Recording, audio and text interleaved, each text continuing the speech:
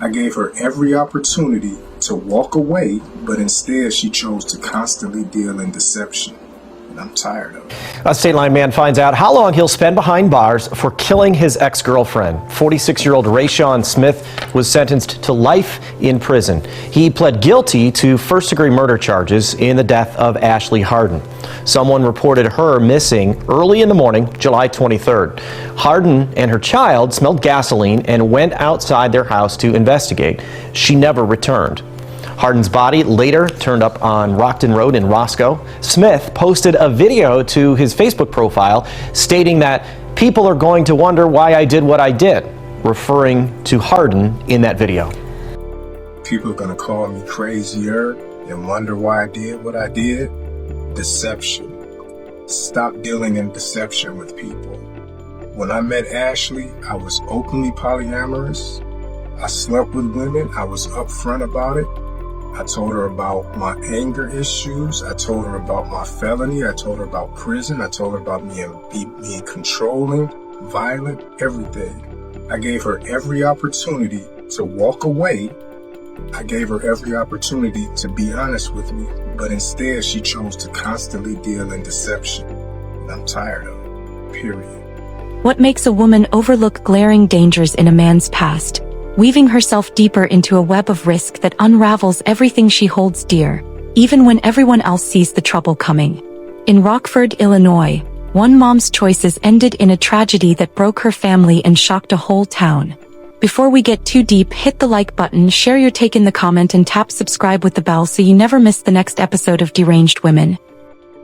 38-year-old Ashley Hardin was at the center of a nightmare on July 23, 2022. When her ex, 46-year-old Rayshawn Smith, went live on Facebook, spilling their messy history. He talked about her hiding stuff, saying he gave her chances to be honest, but she didn't, pushing him past his limit. Online their photos looked happy. Smiles, kids, good times. But Ashley's choice to stay with him, knowing his dark past, set her up for disaster. Ashley was a Rockford local, born April 8, 1984 in Sterling, Illinois. She sang at community events, her voice cheering people up, and she knew how to spot someone feeling low and making them smile. In place, all kinds of diseases, people are slipping away. Economy's down, people don't get enough pay.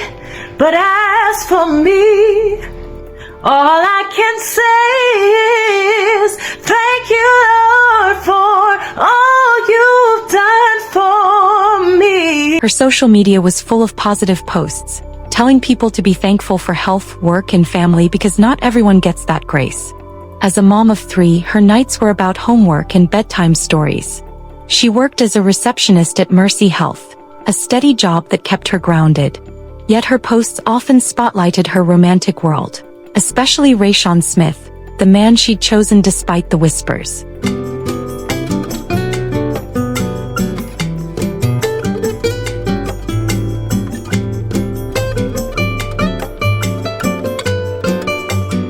Rayshawn carried a trail of missteps from his earlier years. Jail time that didn't change him, a stubborn streak, and a history of cheating he was upfront about. When I met Ashley, I was openly polyamorous. I slept with women. I was upfront about it. He admitted to a bad temper and run-ins with cops, signs that should have screamed trouble. I told her about my anger issues. I told her about my felony. I told her about prison. I told her about being controlling, violent, everything. I gave her every opportunity to walk away. Still, Ashley thought she could change him. She posted about him like a sweet birthday note. I don't post much, but this guy turned 44 yesterday and he's worth celebrating. Happy birthday, my love. You work hard for us and it means the world. Love you always. Her feed showed them laughing with her kids, taking trips, looking perfect. But for a guy who needed control, it wasn't enough.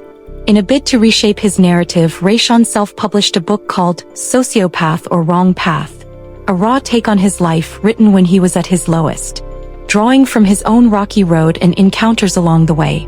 The title showed how mixed up he was about himself, but Ashley still let him into her life. Behind closed doors, things were rough. They fought over trust, money, and him disappearing at odd hours. Ashley tried to leave a few times, wanting peace. Rayshawn took it personally, refusing to let go. When she got serious about splitting, he planned something awful. He grabbed gas cans and poured fuel around their house late at night.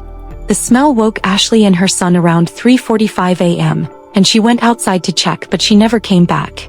Her son called the cops in a panic, and they followed clues to Ecolab, where Rayshawn worked. By 7:35 a.m., they found Ashley behind the building, unresponsive. While police taped off the scene, Rayshawn recorded a video at 4:40 a.m., calmly saying he had no choice because of her lies. He pointed fingers at local groups, saying they covered for shady people with donor money, and even went as far as calling their names. He also talked about his cousin who had warned Ashley about him early on. That video gave cops what they needed. I told her about my felony, I told her about prison, I told her about being controlling, violent, everything. I gave her every opportunity to walk away. I gave her every opportunity to be honest with me, but instead she chose to constantly deal in deception. And I'm tired of it, period. And a lot of the deception is far beyond her. It comes from the Rockford fucking black church. When I met her, she had just stopped fucking a pastor in his church. In fact, she's fucked with like 4 or 5 pastors here in Rockford. And it's not just her. The Rockford black church is corrupt as fuck. They protect these predatory pastors. They give them money. All these fucking pastors around, they got all these goddaughters and young light-skinned girls that they taking on trips to other countries and to all these concerts and church this and that. And you stupid people in Rockford pay the tithes and offerings to pay for this shit. I know countless women with evidence that have dealt with these fucking black pastors here in Rockford, and y'all go for it. One of the worst motherfuckers is Ronald Alexander. Look in his phone. Look in your daughter's phone if if your daughter go to his church. Look in her phone. E.J. Parham. I don't know how the fuck he became a pastor, and everybody know he used to buy pussy on Broadway almost every fucking day. Bishop James fucking his own granddaughter.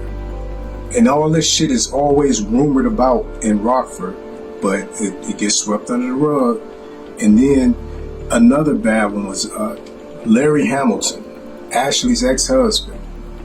He's so fucking corrupt. All his fake ailments and tithes and offering and sympathy. Ashley and Larry were sneaky and corrupt together, and they birthed 3 sneaky, corrupt fucking children. Hate me for saying it, but it's the fucking truth. And now Larry can get all the fucking sympathy that he wants. He can get all the fucking tithe and offerings that he wants. Fuck him. Do better. Y'all supposed to be so fucking churchy. I've been looked down on by the black church my entire fucking life. When me and Ashley first announced that we was fucking around, my blood fucking cousin Lynn Washington go try to warn her on Facebook. Why? Well, here's your why. Fuck you. Ecolab cameras caught his white Cadillac pulling in at 2:56 a.m., staying 40 minutes, then leaving. When police stopped him on North Main Street, they found evidence alongside Ashley's meds in his car. He was arrested, charged with first-degree charges and holding her against her will. In court, the judge set his bond at $2 million, with a date for August 31, 2022. Rayshawn pleaded guilty. On December 15, 2022, he was sentenced to 60 years in prison, plus life for using a weapon. But on December 25, 2022, guards found him unresponsive at Stateville Prison near Joliet, after moving from Winnebago County. The coroner confirmed it, but the details surrounding this remain unclear.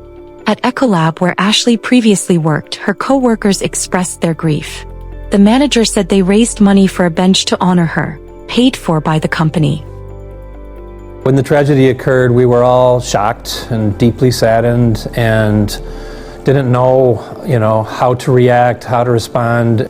That's right, Eric and Mimi. The tragic loss of Ashley Hardin has left an impact, and that's why community members and Ecolab employees wanted to do something in her honor. It's very meaningful to them to have a peaceful place that can be the focal point of remembrances and and a memorial for her. We want the message that she brought of hope and kindness and love to the world. Extra donations bought gifts for her 3 kids' birthdays and holidays. The bench, set up in December at Stonebridge Trail, has a plaque with Ashley's words. Keep smiling, growing, loving, and being kind. It's a spot for everyone to remember her light. Some relationships pull you in fast but end up dangerous. Remember, danger can wear a friendly face. All right. Tried to find some quiet time. I don't know if these kids are going to let me, but just wanted to answer the challenge of Janet Salter, just encouraging folks to be thankful right now for all that's going on in the world. If you're still alive, if you're still able to work, your kids are healthy, your loved ones are healthy and safe, just be thankful. You know, could have been us. You know, some people are way worse off than we are, so just stay thankful. All right. Tragedies are commonplace, all kinds of diseases, people are slipping away, economy's down, people don't get enough pay, but as for me, all I can say is thank you, Lord, for all you've done for me, yeah. Who's next? Stay aware, look out for others, and reach out if you need help. See you in the next case on Deranged Women. Thanks for watching.